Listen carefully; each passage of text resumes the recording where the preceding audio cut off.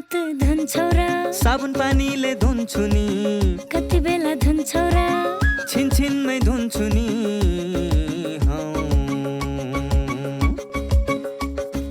घरमा पस्दा अफिस पस्दा सधैँ धुन्छु हात कोरोनालाई यसै गरी भगाइदिन्छु म त घरमा पस्दा अफिस पस्दा सधैँ धुन्छु हात कोरोनालाई यसै गरी भगाइदिन्छु म त भान्सा छिर्नु अगाडि खाना खानु अगाडि जहाँ त्यही छोएपछि हातले छोपी खोकेपछि हात धुन्छौ र साबुन पानीले धुन्छु नि कति बेला धुन्छौ र छिनछिनमै धुन्छु नि कोरोनाबाट बच्ने 3 उपायहरू। व्यक्ति बीच 2 मिटर टाढा बस्ने, घरबाट बाहिर निस्कँदा मास्क लगाउने र बेला बेलामा साबुन पानीले मिची 20 सेकेन्डसम्म हात धुने। कोरोनाबाट आफू पनि बचाउँ र अरूलाई पनि बचाउँ। नमस्कार, स्वस्थ जीवन कार्यक्रममा तपाईलाई स्वागत छ। नेपाल सरकार, स्वास्थ्य तथा जनसङ्ख्या मन्त्रालय, राष्ट्रिय स्वास्थ्य शिक्षा सूचना तथा सञ्चार केन्द्र र नेपाल टेलिभिजन बीच सहकार्यमा निर्माण गरिएको यो कार्यक्रम एनटिभी प्लसका साथै एनटिभी इटहरी र एनटिभी कोहलपुरबाट पनि हेर्न सक्नुहुनेछ। नेपालको संविधानले स्वास्थ्य सम्बन्धी हकलाई नागरिकको मौलिक हकका रूपमा प्रत्याभूत गरेको छ। समृद्ध नेपाल, सुखी नेपालीको राष्ट्रिय आकांक्षा पूरा गर्न आवधिक योजनाहरूमा पनि गुणस्तरीय स्वास्थ्य सेवामा जनताको पहुँच वृद्धि गर्ने लक्ष्य राखिएको छ भने आधारभूत स्वास्थ्य सेवामा राज्यको लगानी पनि वृद्धि भइरहेको छ। स्वास्थ्य सेवामा आम नागरिकको पहुँच वृद्धि गर्न भएका प्रयासहरूका साथै हरेक व्यक्तिले आफ्नो स्वस्थ जीवनका लागि अवलम्बन गर्नुपर्ने उपायहरूबारे हामीले यो कार्यक्रममा चर्चा गर्नेछौँ।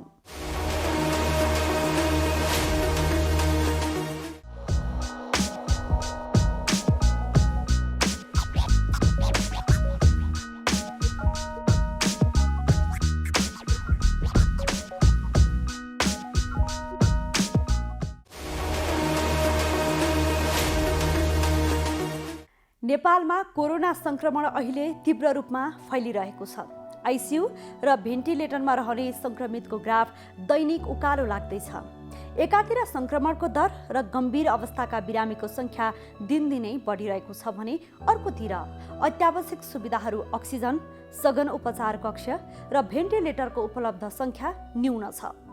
यसको व्यवस्थापनका लागि स्वास्थ्य तथा जनसङ्ख्या मन्त्रालयले कोरोना संक्रमितको उपचारका लागि 1000 शैय्या थप गरेको छ। कोरोना संक्रमण नियन्त्रणका लागि सरकारले विभिन्न जिल्लामा निषेधाज्ञा पनि जारी गरेको छ। कोरोना संक्रमण नियन्त्रणमा भइरहेका प्रयास सम्बन्धी रिपोर्ट आज हामीले प्रस्तुत गर्नेछौँ। आज हामीले प्राकृतिक चिकित्सा पद्धतिबारे पनि चर्चा गर्नेछौँ। प्राकृतिक चिकित्सा फिजियोथेरापी, अकुपङ्चर, मसाज थेरापी जस्ता चिकित्सा पद्धतिको पनि नेपालमा प्रयोग भइरहेको छ। नेपालमा परापूर्व कालदेखि नै प्राकृतिक चिकित्सा पद्धतिद्वारा उपचार गर्ने परम्परा छ। योग, ध्यान, प्राणायाम तथा स्वस्थकर र सन्तुलित आहारले रोग प्रतिरोधात्मक क्षमता बढाउने प्राकृतिक चिकित्सकहरूको दाबी छ। नेपालमा कतिपय कोरोना संक्रमितको योग, ध्यान, प्राणायाम र चिकित्सा पद्धतिको संयुक्त प्रयोगबाट उपचार हुने गरेको छ। नेपाली माटोमा हाम्रै पुर्खाहरूले अनुसन्धान र आविष्कार गरेको प्राकृतिक चिकित्साको उपयोग कसरी गर्न सकिन्छ, यसबारे प्राकृतिक चिकित्सकसँग हामीले संवाद गर्नेछौँ। साथै स्वस्थ जीवनशैलीका लागि ध्यान दिनुपर्ने कुराहरूबारे एकजना विशेषज्ञको सुझाव पनि प्रस्तुत गर्नेछौँ। सुरुमा यो विशेष रिपोर्ट।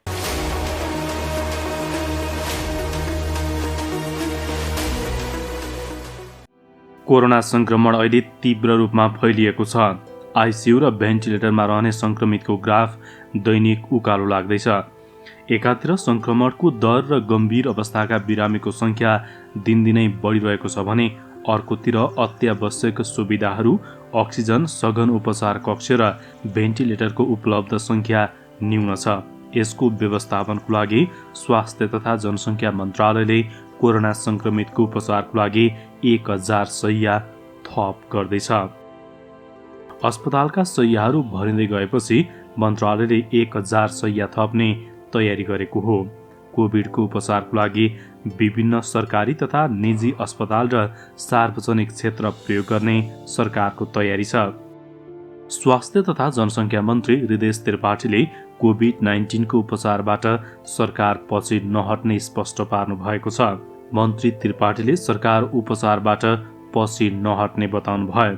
आम सर्वसाधारणलाई नआत्तिन र स्वास्थ्य मापदण्डको पालना गर्न उहाँले आग्रह गर्नुभयो। काठमाडौँ उपत्यकामा हामी कमसेकम 1000 बेड थप उपचारको व्यवस्था हामी गर्नेछौँ। यो सही हो कि अहिले विश्व नै प्रताडित छ।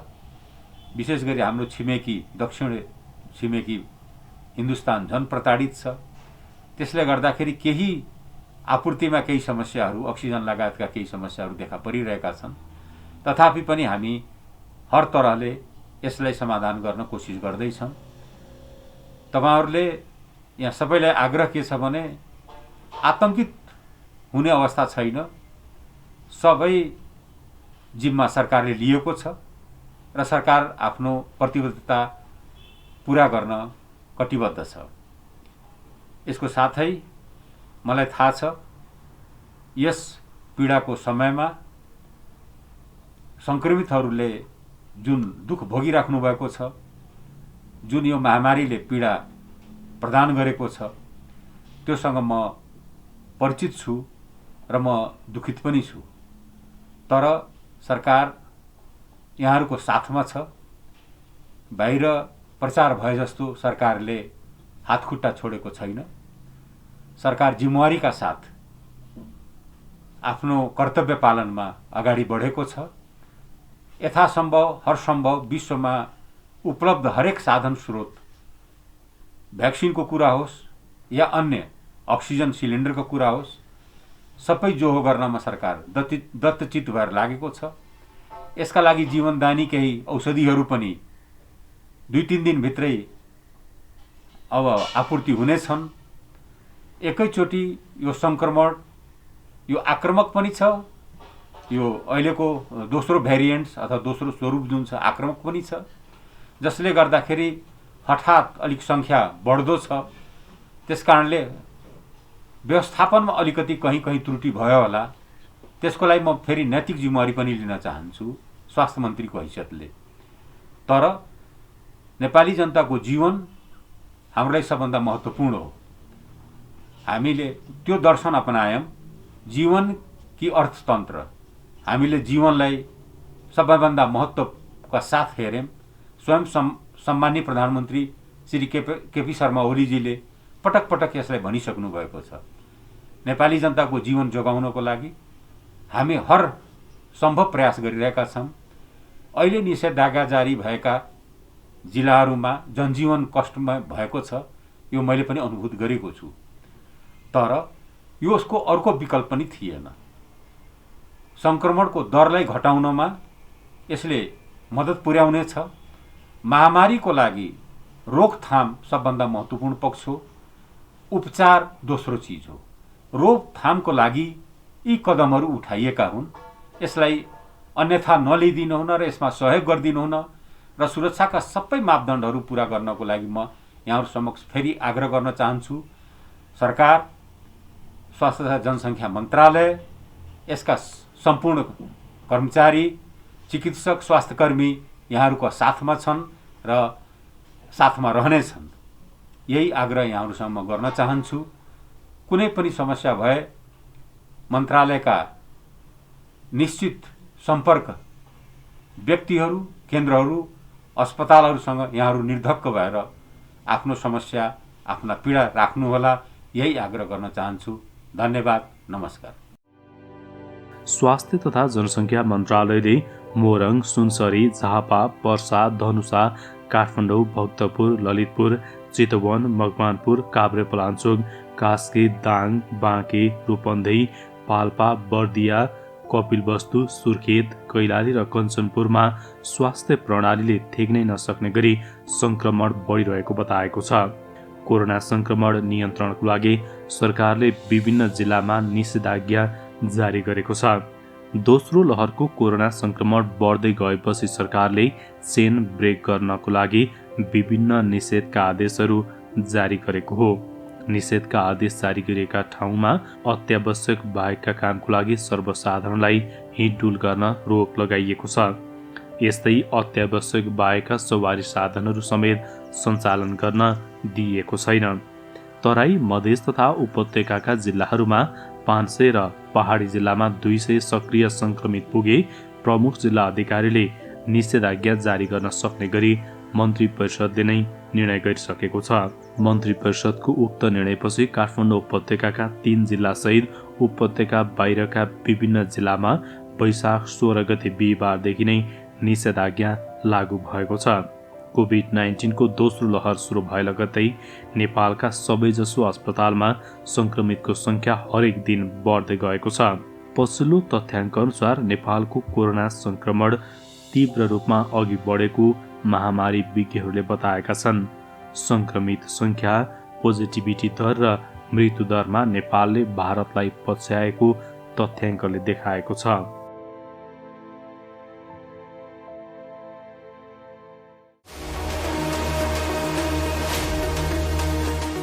कोरोना भाइरस महामारीको अवस्थामा सुरक्षित गर्भावस्था। गर्भावस्था एक विशेष अवस्था हो, चाहे कोरोना भाइरस कोभिड-19 महामारीको बेला नै किन नहोस्। विपद वा सामान्य अवस्था जे भए तापनि गर्भवती तथा उनको गर्भमा रहेको बच्चालाई विशेष हेरचाह र स्याहार चाहिन्छ। गर्भवतीमा पनि कोरोना भाइरसको संक्रमण हुन सक्छ। त्यसैले कोभिड-19 का लक्षणका साथै गर्भावस्थामा देखिन सक्ने खतराका लक्षणहरूबारे जानकारी राखौं। गर्भावस्थामा देखिने खतराका लक्षणहरू: टाउको साह्रै दुख्नु, आँखा तिरमिराएर धमिलो देखिनु, हात तथा मुख सुनिनु, हात खुट्टा अरुरो भई काँप छुट्नु वा मुर्छा पर्नु, कडासित तल्लो पेट दुख्नु, योनिबाट रगत वा पानी बग्नु। यी मध्ये कुनै पनि खतराका लक्षणहरू देखा पर्ने बित्तिकै तुरुन्तै नजिकैको स्वास्थ्य संस्थामा जाँच्न लैजानु पर्दछ। नियमित गर्भवती जाँच तथा खतराका लक्षणको समयमै पहिचान गरी गर्भावस्थालाई सुरक्षित बनाऊ। कोभिड-19 सम्बन्धी कुनै पनि जिज्ञासा वा परामर्श चाहिएमा पैसा नलाग्ने कल सेन्टर 1115 वा 1133 मा सम्पर्क गरौँ।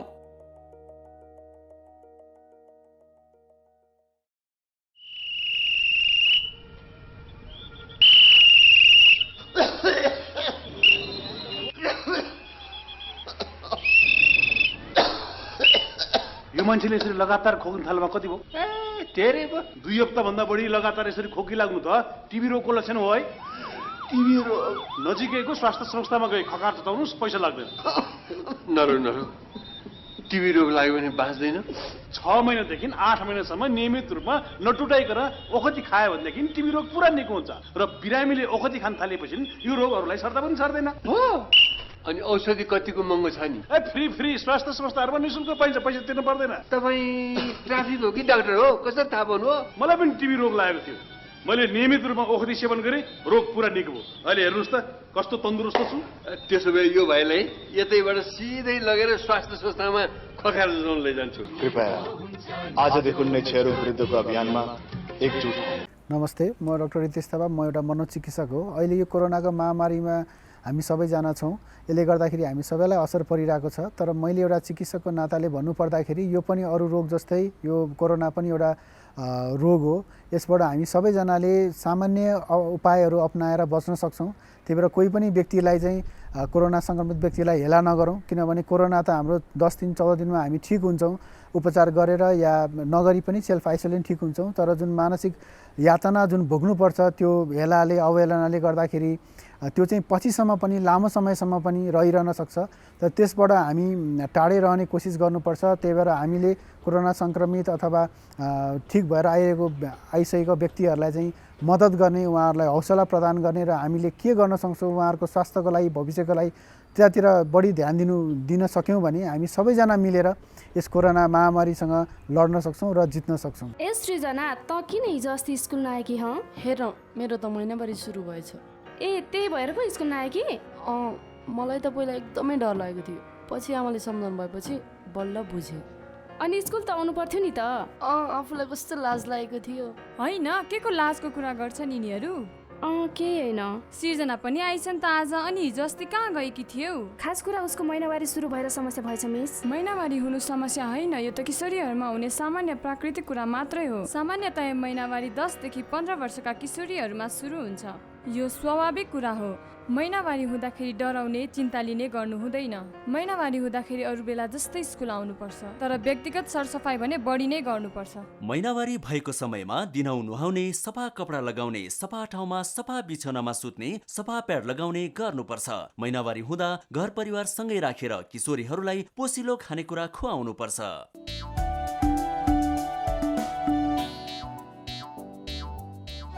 नमस्ते दाजु भाउजू। नमस्कार। कताबाट अस्पतालमा? कसलाई के भयो र? त्यस्तो केही होइन भाइ, यिनको र मेरो सामान्य स्वास्थ्य जाँच गर्न आएको। ल, केही नहुँदा पनि स्वास्थ्य परीक्षण गर्नुपर्छ र?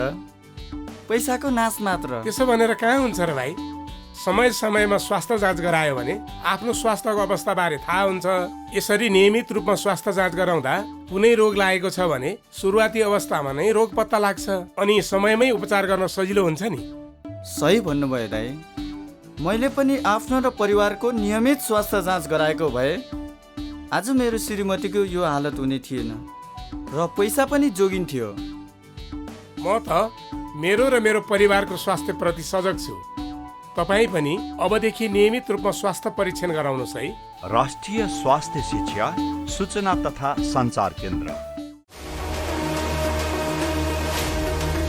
दर्शकवृन्द, कार्यक्रममा यहाँहरूलाई पुनः स्वागत छ। अब चर्चा गरौँ प्राकृतिक चिकित्सा पद्धतिबारे। प्राकृतिक चिकित्सा, फिजियोथेरापी, अकुपञ्चर, मसाज थेरापी जस्ता चिकित्सा पद्धतिको पनि नेपालमा प्रयोग भइरहेको छ। नेपालमा परापूर्व कालदेखि नै प्राकृतिक चिकित्सा पद्धतिद्वारा उपचार गर्ने परम्परा छ। योग, ध्यान, प्राणायाम तथा स्वस्थकर र सन्तुलित आहारले रोग प्रतिरोधात्मक क्षमता बढाउने प्राकृतिक चिकित्सकहरूको दाबी छ। नेपालमा कतिपय कोरोना सङ्क्रमितको योग, ध्यान, प्राणायाम र चिकित्सा पद्धतिको संयुक्त प्रयोगबाट उपचार हुने गरेको छ। नेपाली माटोमा हाम्रै पुर्खाले अनुसन्धान र आविष्कार गरेको प्राकृतिक चिकित्साको उपयोग कसरी गर्न सकिन्छ? यसबारे प्राकृतिक चिकित्सकसँगको संवाद अबको क्रममा।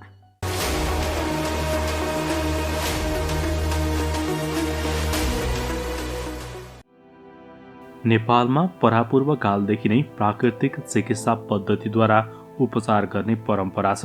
पछिल्लो समय यसप्रति मानिसहरूको विश्वास बढ्दै गएको छ। जीवनशैलीसँग सम्बन्धित रोगको उपचारमा कयौं मानिसले योग तथा प्राकृतिक चिकित्साको सहारा लिएका छन्। उच्च रक्तचाप, मधुमेह लगायत नसर्ने रोगमा प्राकृतिक चिकित्सा उपयोगी मानिन्छ। योग, ध्यान, प्राणायाम तथा स्वस्थकर र सन्तुलित आहारले रोग प्रतिरोधात्मक क्षमता बढाउने प्राकृतिक चिकित्सकहरूको भनाइ छ।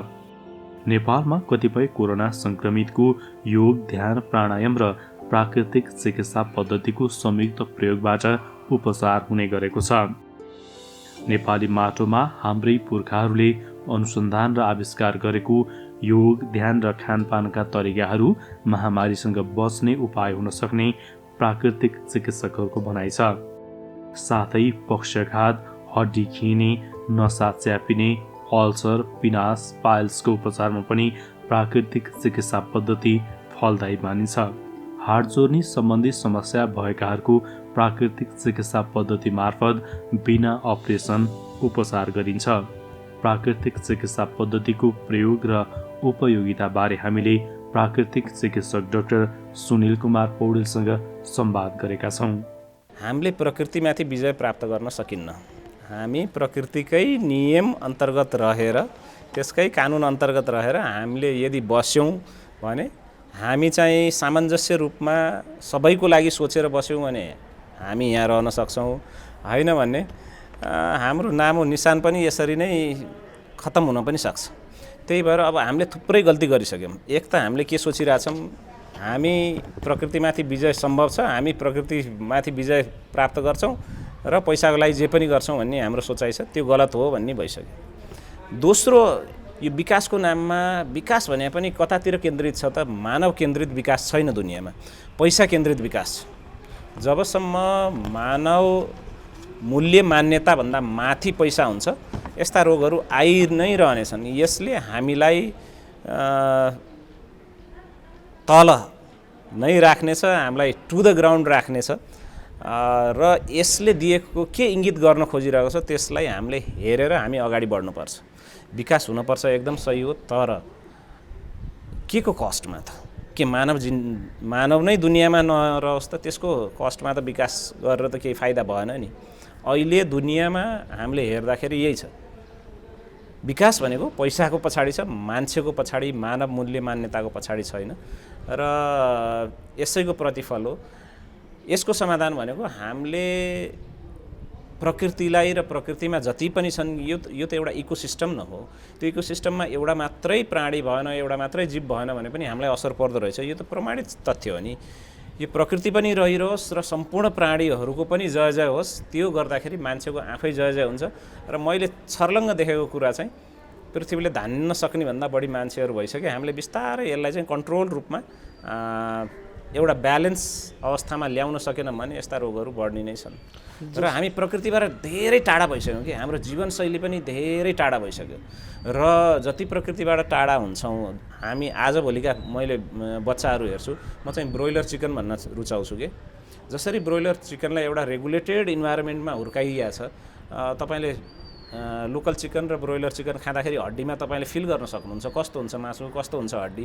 त्यस्तै हामीले हुर्किरहेछौँ। हामीसँग भित्री जीवनी शक्ति छैन, हामी भित्री रूपमा ब्रोइलर चिकन जस्तै खोक्रिसकेका छौँ र त्यो खोक्रिने क्रममा थुप्रै रोगहरू आउँछन् र थुप्रै रोगले अनफिट व्यक्तिहरूलाई लानेछन्। त्यही भएर हामी प्रकृतिसँगैको संसर्गमा हुर्किनुपर्छ र प्रकृतिको लागि सोचेरै हुर्किनुपर्छ। हामीले प्रकृतिमाथि विजय प्राप्त गर्न सक्दैनौँ, यो निश्चित छ। यदि प्रकृति, जसलाई तपाईँ भगवान भन्नुहोस् जे भन्नुहोस्, यदि त्यसले सोच्यो मानव जातिलाई यहाँबाट निमिट्यान्न पार्नुपर्छ भनेर सोच्यो भने यस्तै थुप्रै तरिकाले हामीलाई निमिट्यान्न पार्न पनि बेर लाग्दैन। जस्तो यो अब अलिकति उपचार पद्धतिकोमा पनि अगाडि बढाउन, हामी प्राकृतिक रूपमा अगाडि बढ्ने त कुरा भयो नै, त्यो सँगसँगै हामीले चाहिँ प्राकृतिक जीवनशैली चाहिँ कसरी अपनाउने त? मैले भनिहालेँ, प्रकृतिकै संसर्गमा मान्छे हुर्किनुपर्छ। घाम, हावा, पानी, माटो यसैमा हुर्केर हामी अगाडि बढ्नुपर्छ। त्यो अब अहिले आएर हामीले पहिला त यो 20औं वर्ष अगाडिदेखि सुनेको, अहिले आएर रिसर्चले के भन्छ त? माटोमा किन खेल्नुपर्छ, पानीमा किन खेल्नु पर्दो रहेछ त? अन्त माटोमा खेल्ने गर्दाखेरि झन्डै झन्डै 1000वटा बढी कीटाणु जसले चाहिँ हाम्रो रोग प्रतिरोध शक्ति, हामी चाहिँ वास्तवमा हाम्रो शरीर भनेको हामी मात्रै हैनौँ, हामी भित्र पनि हाम्रो आधा तौल जति, म 50 केजी छु भने 25 केजी जति माइक्रोफ्लोराहरू हुन्छन्। यसलाई चाहिँ गट माइक्रोबायोटा थुप्रै नामले यसलाई चिनिन्छ। हाम्रो आन्द्रामा भएकोलाई गटवाला भनियो, यस्तै हाम्रो छालामा हुन्छ, फोक्सोमा हुन्छ, थुप्रै कीटाणुहरू हामीसँग सामञ्जस्य रूपमा बसिरहन्छौँ। यदि हामीले प्राकृतिक रूपमा जियौँ भने त्यो जुन हाम्रो शरीरमा माइक्रोबायोटा छ, हाम्रो शरीरमा जुन कीटाणु जीवाणुहरू छन् त्यसले हाम्रो सुरक्षा गर्नतिर लाग्छन् र हाम्रो इम्युन शक्ति, हाम्रो रोग प्रतिरोध शक्ति उच्च रहन्छ। यदि यो भएन भने गलत किसिमका मान्छे आउँछन्, गलत किसिमका कीटाणुहरू हाम्रो शरीरमा आउँछन् र हाम्रो रोग प्रतिरोध शक्ति पनि क्षय हुँदै जान्छ र हामी रोगग्रस्त हुन्छौँ। अब आजको रिसर्चहरू हेर्ने भने एउटा त मैले माटोको भने, माटोमा खेल्दाखेरि, माटोको उपचार गर्दाखेरि प्राकृतिक चिकित्साको एउटा अङ्ग हो। त्यो गर्दाखेरि थुप्रै कमन सेल जसले चाहिँ हामीलाई फाइदा गर्ने खालको थुप्रै कीटाणुहरू शरीरलाई प्राप्त हुँदो रहेछ र त्यसले हाम्रो इम्युन सिस्टमलाई ब्यालेन्समा राख्दो रहेछ। त्यो त प्रमाणित छ। त्यस्तै अब घामको कुरा गरौँ, तपाईँले देख्नु भएको छ, अहिलेको रिसर्च हेर्ने हो भने काठमाडौँमा बसोबास गर्ने मध्ये झन्डै 85%लाई भिटामिन डी को कमी छ। जुन घाममा हुने अल्ट्राभायोलेट रे छालामा पर्दा मात्र पैदा हुन्छ। अब त्यो त एउटा भयो, त्यसको कारणले मान्छेलाई डिप्रेसन भइरहेछ, उच्च रक्तचाप भइरहेछ, मधुमेह भइरहेछ। यो चाहिँ रिस्क फ्याक्टर भयो के भन्नाले यस्ता मधुमेह, उच्च रक्तचाप, डिप्रेसनदेखि हार्ट जोर्नीका, नसाका रोगहरू लाग्ने रिस्क चाहिँ उच्च हुँदो रहेछ हैन। त्यही भएर त्यो घामको कमीले त्यति मात्र होइन, थुप्रै रिसर्चहरू यस्ता छन् कि घामको किरण छालामा पर्दाखेरि 1000वटा भन्दा बढी बायोकेमिकल प्रोसेसहरूलाई त्यसले फाइदा गर्दो रहेछ। हामीलाई हेल्दी बनाउन, त्यसलाई त हामीले बिर्सिसक्यौँ। अहिले त मान्छेले घाम ताप्न पनि पाउँदैनन्। मैले भनिहालेँ 85%ले घाम राम्ररी पाइरहेको छैन। भिटामिन डीको कमी छ। भिटामिन डी मात्र खाएर भिटामिन डी मात्र आपूर्ति होला, तर भिटामिन डी घामले शरीरमा जुन रियाक्सन गर्दाखेरि जति बायोकेमिकल रियाक्सन भएर हाम्रो रोग प्रतिरोध शक्ति उच्च राख्थ्यो अथवा हामीलाई स्वस्थ राख्थे, त्यो चिजको त कमी भयो नि। त्यो ट्याब्लेट खाएर अथवा भिटामिन डी सप्लिमेन्ट खाएर पूर्ति हुन्छ? हुन सक्दैन। त्यस्तै पानी त्यस्तै छ हैन। आकाश तत्त्व भन्छौँ जसलाई चाहिँ हामी स्पिरिचुअलिटीसँग जोडेका छौँ है। यस्ता सबै प्रकृतिका पञ्चतत्त्व आकाश, वायु, तेज, जल, पृथ्वीसँगै हामी हुर्किन सक्यौँ भने हाम्रो रोग प्रतिरोध शक्ति पनि उच्च रहन्छ, हामी स्वस्थ पनि रहन्छौँ र हाम्रा जेनेरेसन पनि स्वस्थ रहन्छन्। यदि यी सबैको संसर्गमा हामी हुर्किन सकेनौँ भने ममा त केही डिफेक्ट पैदा भयो, यो पिँढी दर पिँढी त्यो त जेनेटिक डिफेक्ट त सर्दै जान्छ नि। अनि छुट्टै प्रकारको मानव निर्मित होला भोलि, जो चाहिँ अझै मोर प्रोन टु डिजिज हुनसक्छ होइन। त्यही भएर रोग पिँढी दर पिँढी शरीर कमजोर हुनुको कारण प्रकृतिसँग हुर्किन नसक्नु नै हो। प्रकृतिसँग हुर्किन सक्नै पर्छ। र मैले भनिहालेँ प्रकृति दुनियाँमा हामीले जति पिरियडिक टेबलमा जति एलिमेन्टहरूको स्टडी गर्छौँ ती सबै आकाश, वायु, तेज, जल, पृथ्वीमै अन्तर्गतै पर्छन्। त्यही भएर इन्डिभिजुअली यो तत्त्व के हुन्छ यो तत्त्व के हुन्छमा म गइनँ। महामारीको समयमा प्राकृतिक उपचार पद्धति कसरी अपनाउन सकिन्छ? अब आजभोलि मेडिकल साइन्स भने एउटै मात्रै छ, त्यहाँ प्राकृतिक, आयुर्वेदिक, मोडर्न आदि इत्यादि भनिँदैन। आजभोलि जे रिसर्चले एउटा विधिपूर्वक प्रमाणित गर्यो, रिसर्चले जे प्रुभ गर्यो त्यो नै मेडिकल साइन्स हो अहिलेको रूपमा। त्यही भएर आजभोलि चाहिँ मल्टिडिसिप्लिनरी सिस्टममा मेडिसिन गइरहेछ, अर्थात् इन्टिग्रेटिभ एप्रोच, एकीकृत चिकित्सा पद्धति भन्छौँ। यो विश्वभरि नै अहिले पकड जमाएको यही हो। र यस्तो होइन कि आधुनिक चिकित्सा पद्धति काम होइन, यस्तो होइन। आधुनिक चिकित्सा पद्धति जस्तै डायग्नोस्टिक रोगहरू पत्ता लगाउन आधुनिक चिकित्सा पद्धतिले जुन फड्को मारेको छ त्यसको विकल्प छैन नि। त्यसलाई पनि आत्मसात गर्नै पर्छ र त्यो पनि हुनैपर्छ। त्यस्तै इमर्जेन्सी मेडिसिनमा मोडर्न साइन्सले जे गरेछ है, सर्जरीले जे गरेछ त्यसको पनि विकल्प छैन, त्यसलाई पनि आत्मसात गर्नै पर्छ। हो, आयुर्वेदमा सर्जरी सिस्टम थियो, त्यो आफ्नो ठाउँमा छ, तर यसलाई पनि हामीले आत्मसात गरेर जान पर्यो। र अब प्राकृतिक चिकित्सा के हो? प्राकृतिक चिकित्सा राम्रो भनेर एकतर्फ भन्छन्, दोस्रो तपाईँले यदि बजारमा जानुभयो भने 90% प्राकृतिक चिकित्सा भन्ने प्राकृतिक भन्ने त सबै ठगी त बिजनेस चलाइरहेछन् नि। त्यसलाई पनि त रेगुलेट गर्न पर्यो होइन। अब तपाईँ जानुहुन्छ बजारमा, तपाईँको एउटा सानो मेसिनमा राखेर तपाईँ सबै विष सोसेर निकालिदिने रे, ठगी बिजनेस हो, कुनै प्राकृतिक चिकित्सा होइन। कसैले तपाईँको एउटा मालिस मात्र उपचार गरेर प्राकृतिक चिकित्सा गर्ने रे, यो पनि ठगी बिजनेस हो। कसैले तपाईँले प्राकृतिक थेरापीको नाममा तपाईँलाई कुनै मेसिनमा सुताएर सेक्दिने अथवा मालिस गरिदिने र त्यो प्राकृतिक उपचार, यी सबै ठगी बिजनेसहरू हुन्, यी कुनै प्राकृतिक चिकित्सा होइनन्। यसबाट हामीले हाम्रो समाजलाई सचेत गराउनु एकदमै जरुरत छ। प्राकृतिक चिकित्सा भने के हो त्यसमा जाउँ। अब चिकित्सा भन्ने बित्तिकै डक्टर रजिस्टर्ड हुनै पर्यो। नेपालमा थुप्रै काउन्सिलहरू छन्, जस्तै मेडिकल काउन्सिल हो, त्यस्तै आयुर्वेद काउन्सिल भयो, नर्सिङ काउन्सिल, र यीहरूमा दर्ता हुन नसक्नेलाई नेपालको कानुन, नेपालको ऐन स्वास्थ्य ऐन 2053ले चाहिँ स्वास्थ्य व्यवसाय परिषदमा दर्ता गराएको छ। यदि यी काउन्सिलहरूमा दर्ता भएको होइन भने त्यो चिकित्सक होइन, त्यो डक्टरै होइन, त्यहाँ जानु बेकार छ। यदि तपाईँ कुनै थेरापी सेन्टरमा जानुहोस् अथवा कुनै चिकित्सा पद्धतिमा जानुहोस् जहाँ डक्टर छैन अथवा रजिस्टर्ड डक्टर छैन वा रजिस्टर्ड नर्स छैन भने त्यो ठगी बिजनेस बाहेक केही मानिँदैन आजको आधुनिक जमानामा है त। त्यही भएर एक त अनि त्यो भइसकेपछि त्यसपछि संस्था पनि त दर्ता हुनु पर्यो, स्वास्थ्यको कुनै निकायले स्वीकृति त दिएको हुनु पर्यो नि।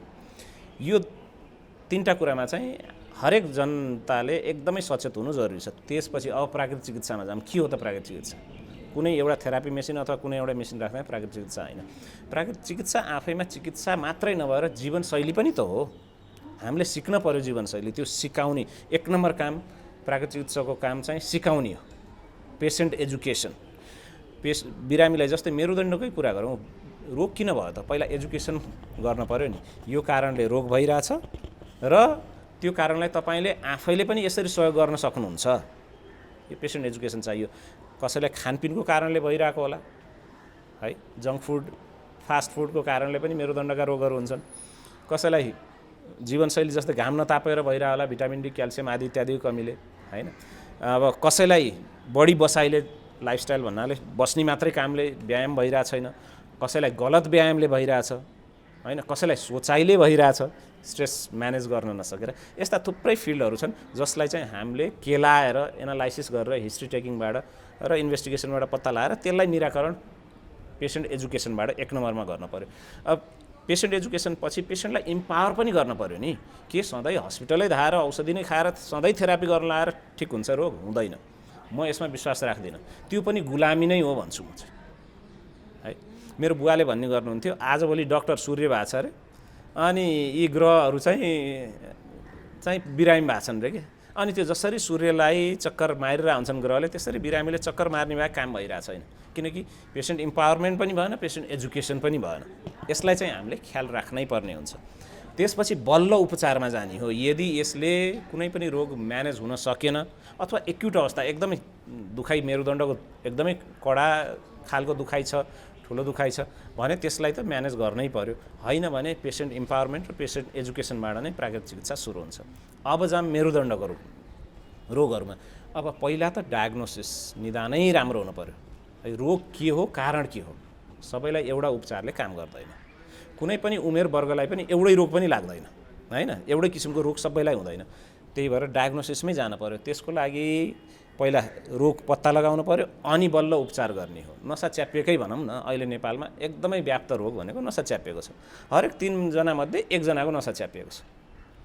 अब त्यसको डायग्नोसिसमा नसा केले च्यापेको, हड्डी खुस्केर लिस्थेसिस भन्ने कारणले च्यापिया हो कि अहिले लम्बार स्पोन्डिलोसिस भन्ने रोग छ भन्नाले हड्डी खिने रोग छ, हड्डी खिँदाखेरि झुसाहरू पलाउँछ हड्डीको, त्यसले च्यापिया हो कि। र सबैभन्दा बढी डिस्क प्रोल्याप्सले पनि नसा च्यापिन्छ, कहिलेकाहीँ लिगामेन्ट सुनिँदा पनि नसा च्यापिन्छ। थुप्रै कारणहरू छन्।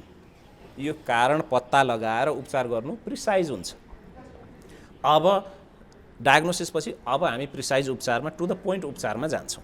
टु द पोइन्ट उपचारमा अब मेरुदण्डकोमा सबैभन्दा महत्त्वपूर्ण भनेको पोस्चर। कसरी बस्नुहुन्छ, कसरी खानुहुन्छ, कसरी काम गर्नुहुन्छ र कसरी सुत्नुहुन्छ। किन यी सबै प्रोसेसमा मेरुदण्डमा कति चाप छ, मेरुदण्डमा दबाव कति छ, प्रेसर कति छ र त्यसले कस्तो किसिमको रोग ल्याउने भन्ने कुराको निर्धारण गर्छ। अब हामी फोकस गरौँ 95% भन्दा बढी नसा च्यापिने कारण डिस्क प्रोल्याप्स, स्लिप डिस्क पनि भनिन्छ। दुईटा मेरुदण्डको हड्डीको बिच एउटा कुरकुरे हड्डीको जोर्नी हुन्छ, फाइब्रोकार्टिलेजिनस। त्यो जोर्नी चाहिँ कुनै पनि कारणवश दबाव बढी भएर फुटेर अथवा चिप्लेर नसातर्फ गएर च्यापिनुलाई नसा च्यापिनु भनिन्छ। यसमा सबैभन्दा महत्त्वपूर्ण पोस्चर। अब कतिपय बिरामीलाई हामीले निहुराएर ठिक गर्नुपर्छ भने कतिलाई तन्काएर ठिक गर्नुपर्छ। त्यही भएर डायग्नोसिसको एकदमै महत्त्वपूर्ण रोल हुन्छ। त्यसपछि अब उपचारमा जाँदाखेरि अब आकाश भनेको, आकाश वायु तेज जल, अब प्राकृतिक चिकित्सामा पञ्चमहाभूत भन्छौँ, 5 एलिमेन्ट थ्योरी भनिन्छ। आकाश भनेको चाहिँ हाम्रो चाहिँ स्पिरिचुअल चिज भयो र स्ट्रेस म्यानेजमेन्ट पनि त्यसमा आयो। जबसम्म स्ट्रेस म्यानेज हुन सकिँदैन, राम्ररी काउन्सिलिङ गर्न सकिँदैन बिरामीलाई, उसको दुखाइ त जस्ता तस्तै रहन्छ। त्यही भएर स्ट्रेस म्यानेजमेन्टको रोल छ। वायु भनेको एयर, किन अहिले तपाईँले थुप्रै देखिरहनु भएको छ, कोभिडका बिरामी हेर्दा अन्य बिरामीलाई अक्सिजनको कमीले पनि यस्तो भइरहेछ, राम्ररी शरीर हिल हुन सकिरहेको छैन भनिन्छ। त्यही भएर प्राणायाम हो कि ब्रिदिङ एक्सर्साइज हो कि रिल्याक्सेसन टेक्निकबाट एयर पनि दिन्छौँ। त्यस्तै साथसाथै हाइपरब्यारिक अक्सिजन थेरापी भनेर पनि छ, जसमा चाहिँ हाई कन्सन्ट्रेसनमा अक्सिजन दिने। त्यस्तै ओजोन थेरापी भनेर पनि छ, जसमा नेसेन्ट अक्सिजन दिने। यसरी पनि एयर थेरापीबाट, आकाश वायुबाट पनि यसरी उपचार हुन्छ। तेज भनेको या त इलेक्ट्रिसिटी भयो या चाहिँ रे भयो। अब रे थुप्रै किसिमका रेहरू छन्, इन्फ्रारेड रेदेखि अल्ट्राभायोलेट रेसम्म रोगको उपचारमा प्रयोग हुन्छ। त्यस्तै इलेक्ट्रोथेरापीका थुप्रै संयन्त्रहरू, बिजुलीलाई पनि थुप्रै तरिकाले हामीले युज गर्न सकिन्छ। अहिले एउटा बिजुलीको यन्त्र प्राकृतिक चिकित्सामा उपचार गर्ने यन्त्र 10 करोडको पनि छ, 5000 को पनि छ। अब कसलाई के जरुरत छ त्यही अनुसारले यस्ता यन्त्रहरू पनि प्रयोग गर्न सकिन्छ। अब त्यसपछि जल भनेको वाटर भयो। वाटरलाई थुप्रै फर्ममा युज गर्न सकिन्छ, जस्तै पानीकै रूपमा युज गर्न सकिन्छ, जसलाई हाइड्रोथेरापी भयो। यसमा चाहिँ पानीमा पौडी खेल्नेदेखि, पानीमा सस्पेन्ड गराउनेदेखि, पानीभित्र एक्सर्साइज गराउनेदेखि, वात्सु डिफ्रेन्ट टेक्निक छ पानीमा एक्सर्साइज गराउने, एक्वा रिह्याब पानीभित्र व्यायाम गराउने, जसमा चाहिँ लोड मेरुदण्डमा कम होस् भनेर। यस्तादेखि हाइड्रोथेरापीका थुप्रै मेसिनहरू छन्, जस्तै स्पाइनल स्प्रे भन्छन्, स्पाइनमा मात्रै स्प्रे गरेर, अनि त्यो स्प्रे गर्दाखेरि कुन टेम्परेचर गर्ने, रोग के हो त्यसमा निर्धारण गर्छ। त्यो आइस कोल्ड गराउने हो कि न्युट्रल गराउने हो कि हट गराउने हो कि होइन, त्यसमा पनि हाइड्रोथेरापीमा पनि यो जल थेरापीमा पनि जल चिकित्सामा पनि थुप्रै संयन्त्रहरूको पनि प्रयोग गर्न सकिन्छ। पानी पिउने त एउटा त्यसको पाटो मात्रै भयो। अब पानीको उपचारमा आइसको रूपमा उपचार गर्ने हो कि क्रायोथेरापी भन्नाले एकदम चिसो पारेर आइस कोल्ड क्रायोथेरापी गर्ने हो कि अथवा पानीको थुप्रै टेम्परेचरमा गर्ने हो कि अथवा यसलाई बाफको रूपमा युज गर्ने हो, स्टिमको रूपमा। त्यसै किसिमका मेसिनहरू पनि हुन्छन्, औजारहरू पनि हुन्छन्, टेक्नोलोजी पनि हुन्छन्। यो चाहिँ जल थेरापी, जल चिकित्सा अर्थात् हाइड्रोथेरापी अन्तर्गत आयो। जस्तो अब पृथ्वी भन्नाले त्यसमा थुप्रै अन्य एलिमेन्टहरूको पनि युज गर्न सकिन्छ। त्यसमा जडीबुटी औषधिदेखि मड चिकित्सासम्म, मडबाथसम्म पनि त्यसमा पर्न सक्छन्। खानपानले पनि हाम्रो मेरुदण्डलाई सुरक्षा असुरक्षा भन्ने राख्छ होला नि? एकदमै सही क्वेसन हो। अब हामी जाउँ बेसिक रोगहरू। अहिले हामी नेपाली मध्ये सबैलाई भइरहेको सबैभन्दा कमन रोग, तपाईँ डक्टर कहाँ जानुभयो भने हार्ट जोड्ने नसाको डक्टर कहाँ जानु, हड्डी खियो भनिदिन्छ। मसँग त यस्तो बिरामी छ 11 वर्षमा हड्डी खियो भनेर आयो। हेर्नुहोस्, हड्डी जोडेर एउटा ढिक्का हुन, हामी जन्मदाखेरि 300 भन्दा बढी हड्डी लिएर जन्मिन्छौँ, जुन जोड्दै जोड्दै गएर 206वटा हुन्छ। त्यो व्यक्ति 11 वर्षमा त हड्डी जोडेकै हुँदैन, थुप्रै हड्डी हुन्छ। हड्डी नजोडिँदै हड्डी खियो होला। हेर्नुहोस्, यो सबै कहाँबाट भयो? जीवनशैली, मेनली खानपान। यस्ता व्यक्तिहरूमा हेर्ने हो भने मैले अनि त्यो बाबुको चाहिँ हिस्ट्री केलाएँ कि भर्खर के गर्दो रहेछ त भन्दाखेरि घाम त उसले देख्नै पाउँदैन, किन घरमा मात्रै खेल्न छ। घरबाट बसमा, बसबाट स्कुलमा, स्कुल पनि एयर कन्डिसन स्कुल है, पैसावाल हुनुहुन्थ्यो उहाँका पेरेन्ट्सहरू। अनि फेरि बस, फेरि घर, अनि ट्युसन घरभित्रै। यो बाबुले कहिले घाम भन्ने देख्न पाएन। अनि भिटामिन डीको कमी भएछ। त्यो आफ्नो ठाउँमा छ। भिटामिन डी नभएपछि जति क्याल्सियम खाए पनि त्यो क्याल्सियम हड्डीले लक गरेर राख्न सक्दैन। त्यो एउटा कारण थियो। दोस्रो कारण के भने अनि खानाको लागि पैसा दिइदिने, अनि जङ्क फुड जे मनपर्छ त्यही खाऊ भनेर पैसा दिइदिने। अनि पैसा दिएपछि उसले के मनपर्छ त बच्चालाई, होइन? तपाईँ जिब्रोलाई जे मनपर्छ त्यही हो। के मिठो हुन्छ? जङ्क फुड, फास्ट फुड नै मिठो हुन्छ बच्चाहरूलाई। किनकि हामीले त्यसको कुलतमा फसाइदिएका छौँ। यो कुलत भनेको बरु रक्सी चुरोटको कुलत ठिक होला, जङ्क फुडको कुलत ठिक हुन गाह्रो हुन्छ। अनि मान्छे त्यो कुलतमा फस्छ। कुलतमा फसिसकेपछि अनि धेरै जङ्क फुड फास्ट फुडमा के छ? शरीरलाई, हड्डीलाई चाहिने केही छ? हड्डीलाई के चाहियो? क्याल्सियम चाहियो, म्याग्नेसियम चाहियो, बोरोन चाहियो, भिटामिन बी कम्प्लेक्स चाहियो, नसाहरूलाई B12 चाहियो। केही छँदै छैन नि, काम लाग्ने त केही चिजै छैन। उल्टै शरीरलाई एकदम डिके गर्ने, शरीरलाई ध्वस्त पार्ने केमिकलहरू यस्ता छन् जुन चाहिँ त्यो बनाउनेलाई समेत थाहा छैन यसले शरीर ध्वस्त पार्छ भनेर। त्यस्ता केमिकलहरू छन् जङ्क फुड फास्ट फुडमा। त्यसले हड्डी ध्वस्त बनाउँदै गयो। अब यो दुईटा कारण भयो। त्यही भएर अनि अब शरीरलाई स्वस्थ बनाउने खाना के हो त? कोदो फापर, सिन्की गुन्द्रुक, उमारेका गेडागुडी, पानी, घाम। यस कसैले यस्तो चिज खाएको सुन्नु भएको छ? तपाईँले अझै डक्टरलाई सुन्नु भने गेडागुडी नखा, सिन्की गुन्द्रुक नखा भनिदिन्छ। हेर्नुहोस्, डक्टर आफैलाई ज्ञान छैन, पढ्या भयो, अनुसन्धान गरे हो, ज्ञान होस्। हड्डीलाई के, हड्डी बलियो बनाउन के खानुपर्छ? यस्तो समाजमा हामी छौँ।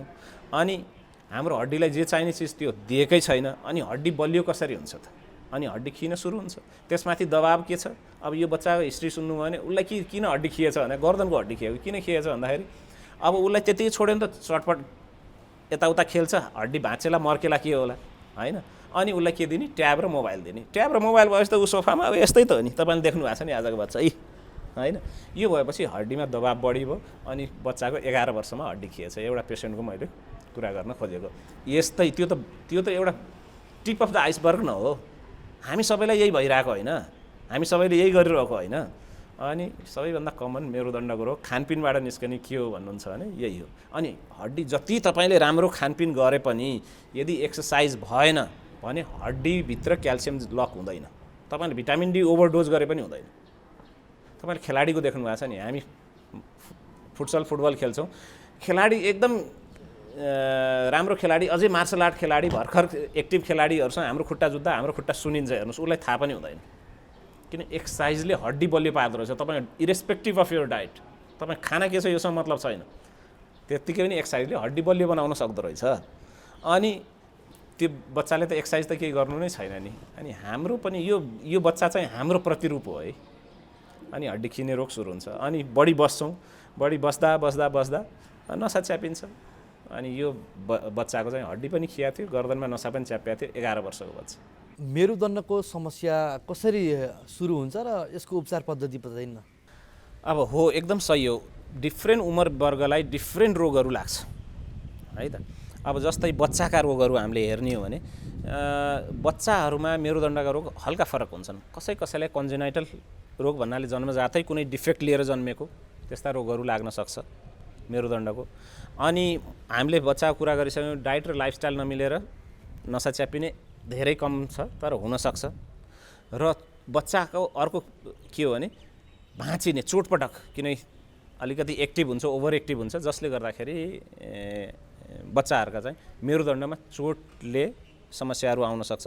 यो चाहिँ बच्चाहरूकामा आउने सबैभन्दा बढी देखिने समस्याहरू हुन्, कन्जेनाइटल एरर र चोटपटकबाट आउने दुखाइ। र अहिले बच्चाहरू के छ, त्यति शारीरिक श्रम बाहिर खेल्न पाइरहेको छैनन्, त्यसले गर्दाखेरि मसल एक्टिभ हुँदैन। अचानक खेल्न पायो भने उनीहरू बढी खेल्छन्, जसले गर्दाखेरि ढाड यो मेरुदण्डलाई समात्ने मांसपेशीहरू इजिली स्पाजममा जान सक्छन्, भन्नाले बाउडिन सक्छन्, जसले गर्दाखेरि मसल पेनहरू पनि आउन सक्छ। र रेयरली अलिकति कम क्यान्सर, ट्युमर, टिबीले पनि बच्चाहरूमा मेरुदण्डको रोगहरू हुनसक्छ। यो बच्चाहरूको ग्रुप हो। र त्यही अनुसारले हाम्रो एप्रोच पनि, उपचारको एप्रोच पनि फरक हुन्छ, किनकि रोग फरक छ। तर अब वयस्क हामीहरूमा हेर्ने हो भने रोगहरू फरक छन्। हामीमा सबैभन्दा बढी के छ, हड्डी खिने छ। के को कारणले? डाइट, लाइफस्टाइल र पोस्चरको कारणले। गर्दनमा हड्डी खिने, सर्भाइकल स्पोन्डिलोसिस, कमरमा खिने लम्बार स्पोन्डिलोसिस, सबभन्दा बढी वयस्कमा यो छ अहिले। र अराउन्ड 30 to 50 इयर्समा अहिले हेर्नु भने नसा च्यापिने एकदम बढी छ। एक्सर्साइज गर्न पाएको छैन, शरीरलाई एक्सर्साइज गरे पनि मेरुदण्डलाई बलियो बनाउने एक्सर्साइज तपाईँलाई कसैले सिकाउँदैन, चाहे त्यो योगामा जानुहोस् या जिममा जानुहोस्, उल्टै क्षति गर्ने नै सिकाइन्छ है। त्यही भएर नसा च्यापिने पनि, हड्डी खिने र नसा च्यापिने हाम्रो उमेर वर्गमा एकदमै बढी छ। र त्यसपछि 50 भन्दा माथि जाने भने सबैभन्दा बढी देखिने रोग भनेको हड्डी खिने हो, किनकि जुन पैसा कमाउने धुनमा शरीरलाई समय दिइएन, घाम ताप्न पाइएन, व्यायाम गर्न पाइएन, खाना गडबड भयो, यसको कारणले हड्डी एकदमै क्षय हुन्छ।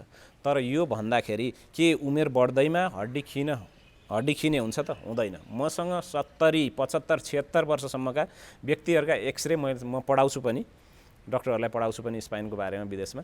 त्यो एक्सरेहरू मैले अहिले पनि इन्ट्याक्ट राखेको छु। मान्छे 76 वर्षमा हड्डी खिँदैन रहेछ, हड्डी बलियो हुँदो रहेछ है त। त्यही भएर उमेर बढ्दैमा हड्डी खिनुपर्छ भन्ने छैन। तर अहिले सबैभन्दा व्याप्त चाहिँ हड्डी खिने। र अहिले यो मोडर्न लाइफस्टाइलले ल्याएको अर्को रोग भनेको चाहिँ अस्टियोपोरोसिस, हड्डी खोक्रो हुँदै जाने रोग पनि एकदमै व्याप्त छ। हेर्नुहोस्, मसँग 43 वर्षका महिला छिन् जसको छोरो विदेशमा काम गर्छ।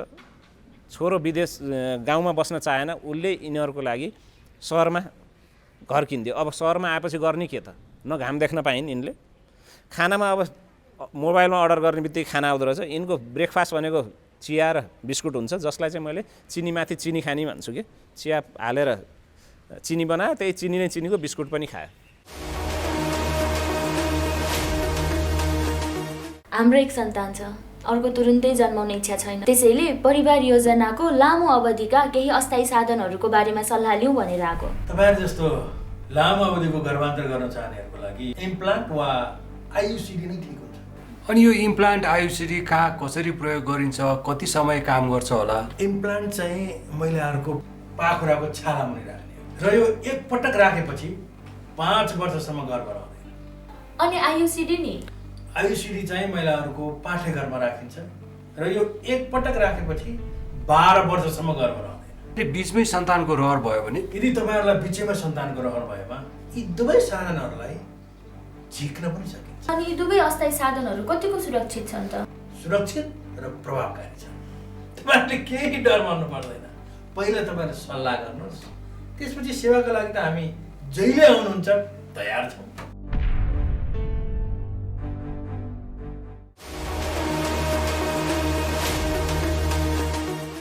दर्शकवृन्द, स्वस्थ जीवनका लागि खानपान, बानी व्यवहार, जीवनशैली आदिमा ध्यान दिनुपर्छ।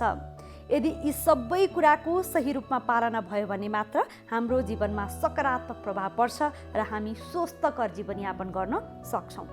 सफल जीवनको मूल आधार पनि स्वस्थ शरीर नै हो। अव्यवस्थित दिनचर्याले हाम्रो स्वास्थ्यमा प्रतिकूल असर पारिरहेको हुन्छ। स्वस्थ जीवनका लागि ध्यान दिनुपर्ने कुराहरूबारे एकजना विशेषज्ञको सुझाव अबको क्रममा।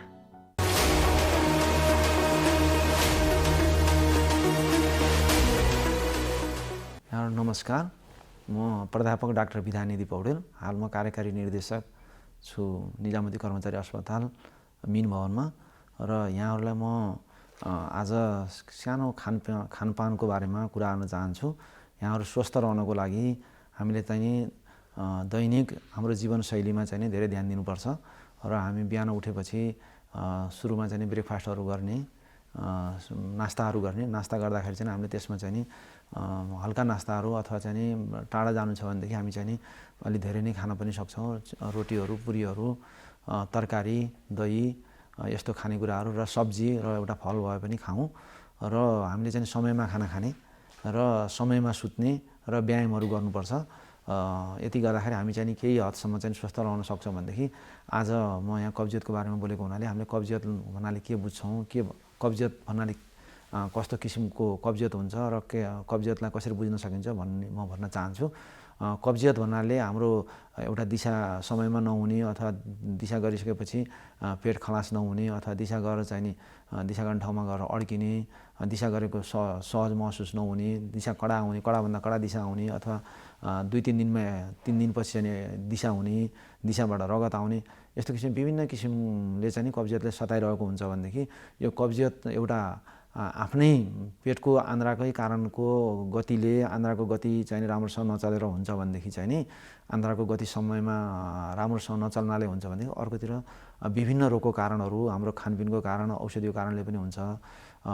जस्तै थाइरोइडको कारणले हुन्छ, डायबिटिजको कारणले कब्जियतहरू हुने हुन्छ र हामीले खाने औषधिहरू डायबिटिजको औषधिहरूले पनि हुन्छ भनेदेखि चाहिँ नि ब्लड प्रेसरको औषधि भयो, हामीले खाने एन्टासिडहरू भयो र अनि क्याल्सियमहरू र प्रेग्नेन्सी उसमा हाम्रो गर्भधारण भएको समयमा पनि कब्जियत हुन्छ र बुढेसकाल लागेपछि 50 वर्षपछि कब्जियत हुन्छ र 70 वर्ष लागेपछि झन् बढी कब्जियत हुन थाल्छ होइन। यी कब्जियतले चाहिँ हामीले चाहिँ धेरै सताउँछ। हामीले चाहिँ के भन्दा दिनचर्यामा चाहिँ नि हामीले चाहिँ नि राम्रोसँग हामीलाई चाहिँ नि दिनभरि चाहिँ सहज महसुस गर्न सक्दैनौँ।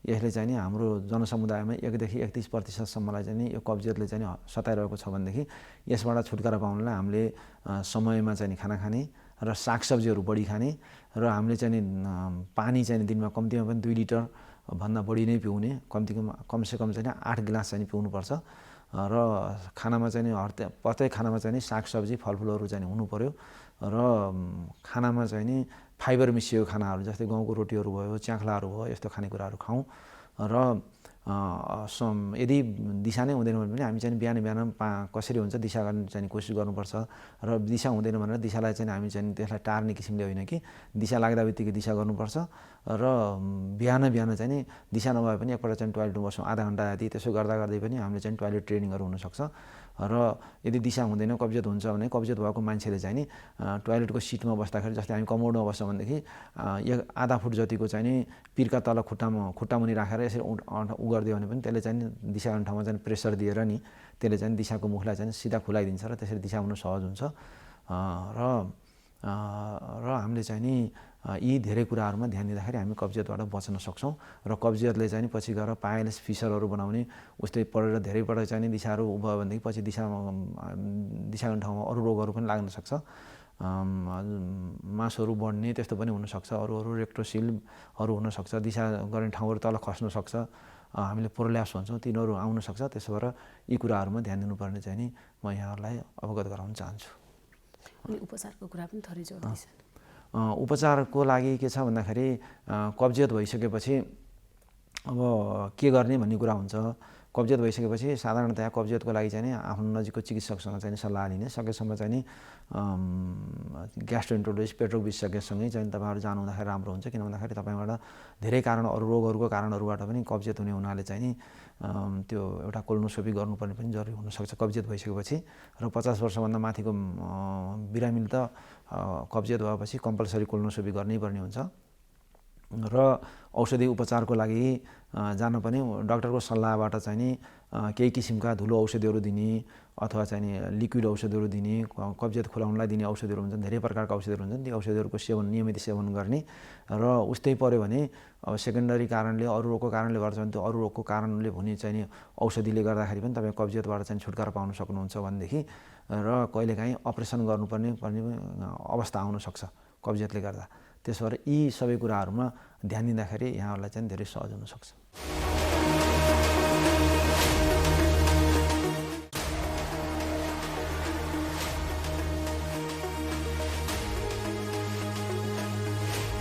कार्यक्रम स्वस्थ जीवन हरेक दिन एनटिभी प्लसबाट बिहान 7 बजेदेखि 8 बजेसम्म र पूर्ण प्रसारण साँझ 5 देखि 6 बजेसम्म, एनटिभी कोहलपुरबाट 1 देखि 2 बजेसम्म र एनटिभी इटहरीबाट दिउँसो 2 देखि 3 बजेसम्म प्रसारण हुने गरेको छ।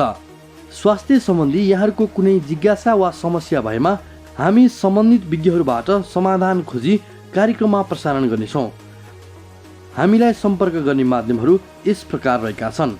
फोन, एसएमएस तथा भाइबरको लागि 98 43 52 93 97, इमेल swasthjivan@ntv.org.np। यस कार्यक्रमको बारेमा आफ्नो सल्लाह सुझाव र प्रतिक्रिया पनि यहाँहरूले यिनै माध्यम मार्फत दिन सक्नुहुनेछ। साथै कार्यक्रममा के कस्ता सामग्री, विषय वा विज्ञहरू समेट्नु पर्ला भन्ने विषयमा पनि सुझाव दिन सक्नुहुन्छ। कार्यक्रम यहाँहरूले सामाजिक सञ्जाल मार्फत पनि हेर्न सक्नुहुनेछ। YouTube Nepal television, mobile application Nepal television, Facebook facebook.com/neptv2041। किन लगाएर तिमीहरूले कुकुरलाई? ऊ त्यहाँ नारायणले कुकुरले टोक्यो। ओहो, साउन पानी लिएर आऊ त छिटै छिटै या। नारायण बाबु, कहाँ टोक्यो कुकुरले? कुकुर हेर्नुस् न। ए साउन पानी छिटै ल्याउनु दौडा। कसको कुकुर रहेछ? खोइ टोकेर भाग्यो।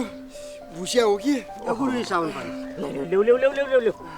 कुनै पनि कुकुरले टोक्यो भने 5 मिनेटसम्म साबुन पानीले सफा गर्नुपर्छ। चिनेको वा पालिया कुकुर हो भने 10 दिनसम्म हेर्नुपर्छ। 10 दिनभित्र त्यो कुकुर मर्यो वा हरायो भने तुरुन्तै इन्जेक्सन लाउनुपर्छ। होइन गुरु, कहाँ खोज्नु त्यो कुकुरलाई मैले? यस्तो बेला तुरुन्त अस्पताल जानुपर्छ। हिँडे जाउँ, उठाउ। ठिक गर्नुभयो। अझ औला, गाला, टाउको, घाँटीमा टोकेको भए त झन् बढी खतरा हुन्थ्यो। अब आत्तिनु पर्दैन, नछुटाइकन भ्याक्सिन लिनुस्, केही हुन्न। रेबिज लाग्यो भने कस्तो लक्षण देखिन्छ डाक्टर साहब? रेबिज लागेपछि पानीदेखि डराउने, थुकिरहने, कराउने हुन्छ। हेर्नुहोस्, रेबिज लागेपछि उपचार हुँदैन। त्यसैले कुकुरले टोकेपछि समयमै रेबिजको भ्याक्सिन लिएमा सजिलै बच्न सकिन्छ।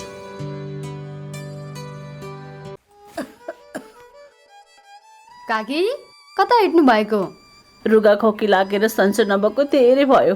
औषधि लिन हिँडेँ कि म त। हो, म पनि अस्ति बिरामी हुँदा एन्टिबायोटिक औषध किनेर खाकी थिएँ। ए, मसँग बाँकी छ, त्यही खाँदा भइहाल्छ नि। किन जानु पर्यो र? हिँड्नुहोस्, मसँग औषध लिएर जानु होला। ल ल जाऊ। कहाँ जाने कुरा हुँदैछ?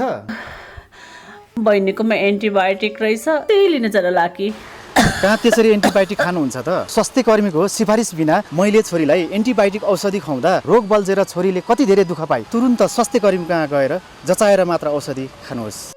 तपाईँ यहाँ आएर धेरै राम्रो गर्नुभयो। एन्टिबायोटिक औषधिको दुरुपयोगले बारम्बार रोग बल्झिएर निको हुन गाह्रो हुन्छ र हामी सबैलाई जोखिममा पारेको छ। त्यसैले सधैँ स्वास्थ्य कर्मीको सिफारिसमा मात्र एन्टिबायोटिक औषधि पुरा मात्रामा र पुरा अवधि सेवन गर्ने गरौँ।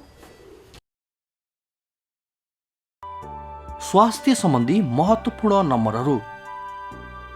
स्वास्थ्य सम्बन्धी कुनै पनि जानकारी र सहयोगका लागि स्वास्थ्य तथा जनसङ्ख्या मन्त्रालयका हटलाइन नम्बरहरू 1115 र 1133 वा मोबाइल नम्बर 98512 55839। एम्बुलेन्स सेवाको लागि 102 र 112।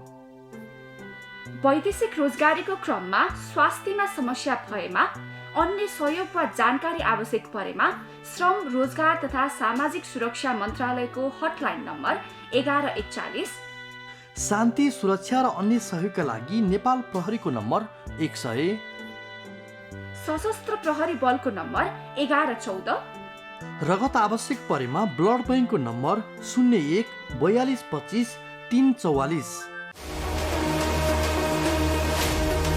दर्शकवृन्द, अब भने हामी कार्यक्रमको लगभग अन्त्यतिर आइपुगिसकेका छौँ। नेपालमा कोरोना संक्रमण अहिले तीव्र रूपमा फैलिएको छ। आइसियु र भेन्टिलेटरमा रहने संक्रमितको ग्राफ दैनिक उकालो लाग्दैछ। एकातिर संक्रमणको दर र गम्भीर अवस्थाका बिरामीको संख्या दिनदिनै बढिरहेको छ भने अर्कोतिर अत्यावश्यक सुविधाहरू, अक्सिजन, सघन उपचार कक्ष र भेन्टिलेटरको उपलब्ध संख्या न्यून छ। यसको व्यवस्थापनका लागि स्वास्थ्य तथा जनसङ्ख्या मन्त्रालयले कोरोना सङ्क्रमितको उपचारका लागि 1000 शैय्या थप गरेको छ। कोरोना सङ्क्रमण नियन्त्रणका लागि सरकारले विभिन्न जिल्लामा निषेधाज्ञा पनि जारी गरेको छ।